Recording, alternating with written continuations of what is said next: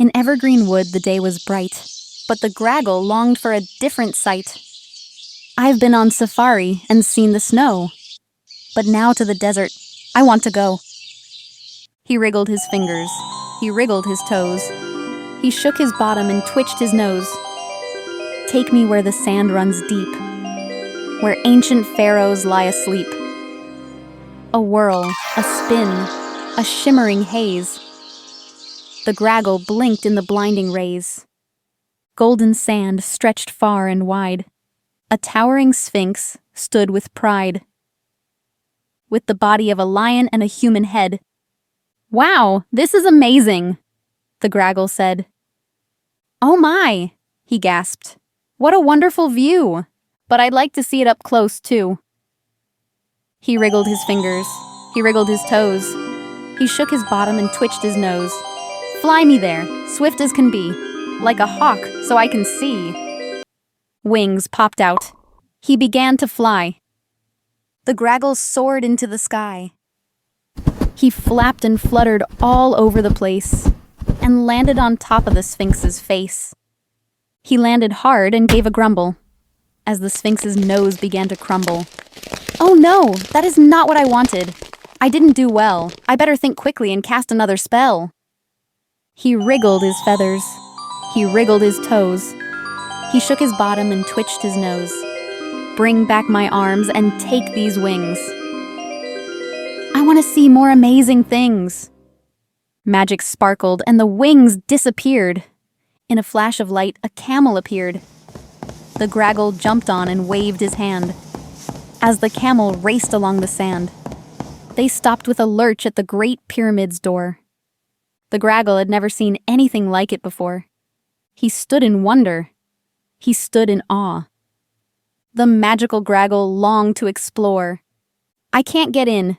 The door is stuck. I'll have to magic myself some luck." He wriggled his fingers. He wriggled his toes. He shook his bottom and twitched his nose. "I'll just take a peek. I'll be quick as can be.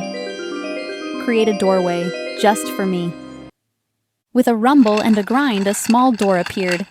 It was much darker inside than the Graggle had feared. Inside it was cool, the walls full of art. All the Graggle could hear was his beating heart. And there, behind a crumbling wall, a secret tunnel, dark and small. He crawled inside, his heart a race, and found himself in a hidden place. Gold and jewels in piles so high, they sparkled like stars in the midnight sky. "Oh my," he gasped. "What a marvelous sight. But I think I need a little more light." He wriggled his fingers. He wriggled his toes. He shook his bottom and twitched his nose. "Give me light so I can see all the treasure in front of me." The magic zapped and bounced all around. Then the Magical Graggle heard a sound. There in the center, on a stone bed, lay a mummy wrapped in gold and thread. The magic woke him with a shock.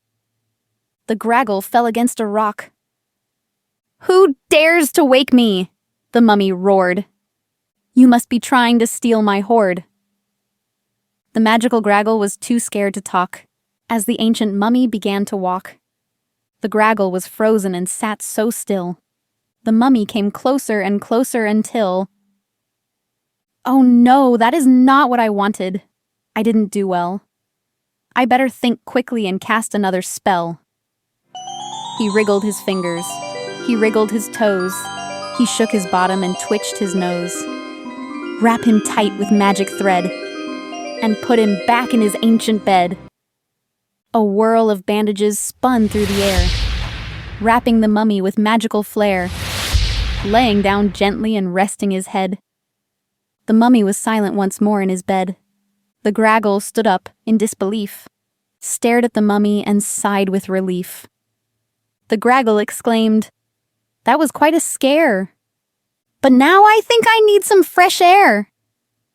The Graggle hurried up to the sand, back outside to the sun-scorched land. "One last spell," he whispered low. I think it's time for me to go. He wriggled his fingers. He wriggled his toes. He shook his bottom and twitched his nose. Now I've seen the pyramids and treasures galore. Take me back home to my woodland once more. The pyramids faded, the desert too, until evergreen wood came into view. He sat at home, his heart beating fast, thinking of treasures and spells that miscast. Snuggled up safely and back in his bed, the pyramids still dancing around in his head. He smiled and thought, though things went wrong, it is adventures like these that make me strong.